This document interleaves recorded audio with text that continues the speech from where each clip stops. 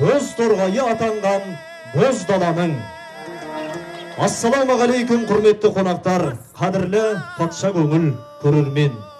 Мыңдаған жылдардан керуен тартқан қазақтың сөз өнерімен саз өнерін ұлы тұғырына қондырған әйгілі халық ақыны, жырау, ғажайып әнші, сал серілік дәстүрдің соңы, бір басына бірнеше қасиеттер тоқайласқан Кенен Әзірбаев атамыздың 140 жылдық мерейтойының құрметіне арналған Дүлдүл еді, бұлбұл еді Кенекең атты дәстүрлі өнер кешіне қош келдіңіздер.